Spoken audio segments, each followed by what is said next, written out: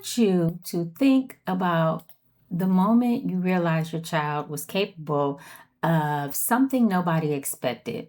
Maybe it was something they said, something they built, something they remembered that shocked you, something they did that made you catch your breath.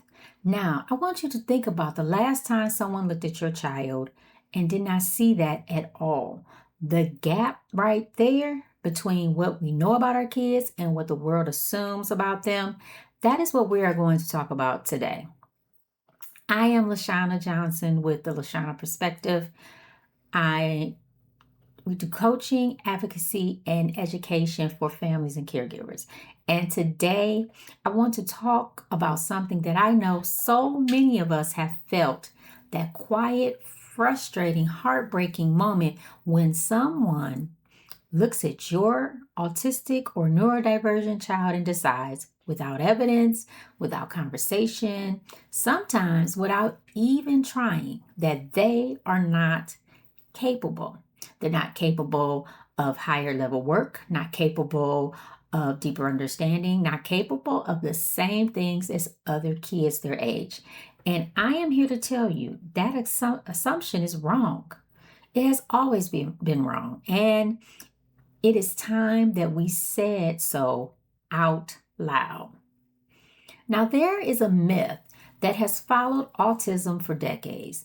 The myth that says that autism and intelligence do not go together. That if a child processes the world differently, if they learn differently, they communicate differently, they behave differently, then they must also be less capable, less smart, less academic, just less. And that myth is doing so much damage. It shows up in classrooms when teachers lower expectations before a child ever has the chance to prove what they can even do. It shows up in IEP meetings when goals are written around what a child cannot do instead of what they could do with the right kind of support. It shows up in course placements, in those quiet decisions to put an autistic student in a lower track without asking whether they truly belong there. It shows up in looks, in assumptions, in the way people talk around our kids instead of to them. And what that myth does, it teaches our children to believe that too. Now, here is what the research and the reality actually shows us. Autism is not a measure of intelligence at all. It is a different neurological profile.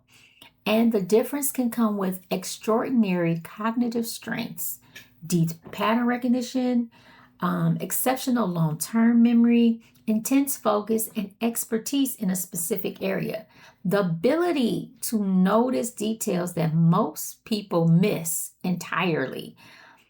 Many autistic individuals have what is called that spiky profile.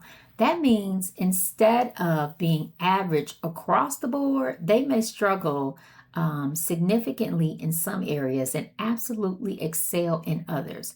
Not average, not below average, excel. And we have seen this play out across human history in ways we cannot ignore. Some of our greatest thinkers, innovators, artists, and visionaries that this world has ever known were autistic or are believed to have been autistic. Albert Einstein, who did not speak until he was 4, and he was considered slow by many of his teachers. He went on to reshape our understanding of the entire universe. Temple Grandin, who was told she would never lead a normal life. She became one of the most influential behavior scientists and advocates in the history of animal behavior research. She has a PhD, she has written multiple books, and she has revolutionized the entire livestock industry. From a child, they said, could not do it. Anthony Hopkins, one of the greatest actors who has ever lived, an Academy Award winner, received his autism diagnosis as an adult.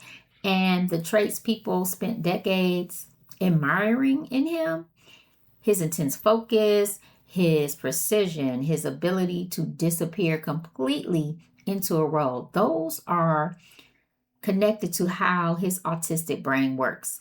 Daryl Hannah, activist, diagnosed with autism as a child at the time when very little was understood about it. She built an extraordinary career in Hollywood anyway.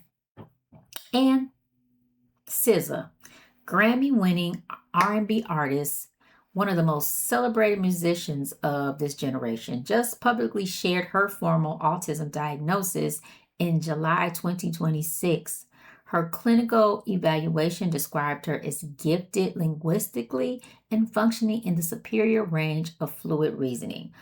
The world called her brilliant. The paperwork confirmed what her brain was already doing.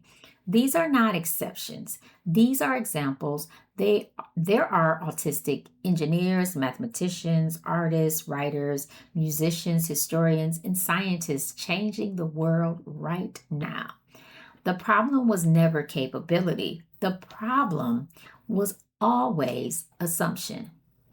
Now, let me bring this home because this is not just about history books and famous names. This is about our children, the ones sitting in the classrooms right now, the ones who know every single fact about a topic that lights them up, the ones who remember things that you said 3 years ago with perfect clarity, the ones who can build, create, design, and problem solve in ways that genuinely take your breath away. As a mom in this community, I have felt this firsthand. I have watched my child be underestimated. I have sat with that frustration of knowing what my child is capable of and watching a system make decisions about his future based on a label instead of on him. And I know I am not the only one. Now, when we allow these systems to place our children based on assumption rather than the evidence, we are allowing that myth to write our children's story. And that is not something that I am willing to accept. And I hope you are not either. Our children, they deserve to be challenged. They deserve to be given the same opportunity to rise. They deserve educators and systems that look at them and ask, what is this child truly capable of? And then actually wait for the answer. So, what can we do? The first thing we can do is speak up. If your child has been placed in a lower level course, a lower track, a watered down curriculum, and you do not believe that placement reflects what your child can actually do, you have the right to ask questions. You have every right to request a meeting. You have every right to advocate for a more appropriate placement. That you are not being difficult. You are being a parent who knows their child. Second thing, document. Keep records of your child's strengths. Keep samples of their work. Keep notes from evaluations that speak to their cognitive abilities. When you go into these meetings, bring evidence. Let the data do some of the talking. Third, we shift the narrative at home. Please make sure your child hears you brag about them. Make sure they know not just that you love them, but that you see them, that you see what they are good at, that you know that their brain is not broken, that their way of thinking is not a problem to be managed. It is a gift to be developed. Because if this world is going to underestimate our kids, the least that we can do is make sure our kids never, ever underestimate themselves. And fourth, we tell the truth loudly. We share this information. We push back on the myth in school meetings and family conversations, on social media and in our communities. Every time someone implies that an autistic child is not capable, we correct it, not with anger, but with truth. So I want to leave you with this. Your child's diagnosis does not define the ceiling of what they can do. It describes how their brain is wired, not what their brain is worth.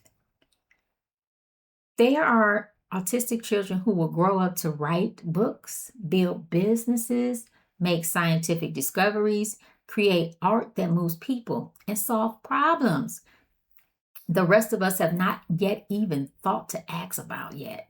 And some of these children are sitting in classrooms right now in lower level courses being told without words that the world does not expect much from them. Our job is to make sure that they know better. Our job is to fight for the right placement, the right support, fight for that challenge, and the belief that our children deserve. They're capable. They have always been capable. And it is time the world caught up to what we, as parents and caregivers, already know. Now, if this video spoke to you, please share it. Someone in your life needs to hear this today. I want you to drop in the comments, what is something your autistic or neurodivergent child does that absolutely blows you away? I want to celebrate them with you.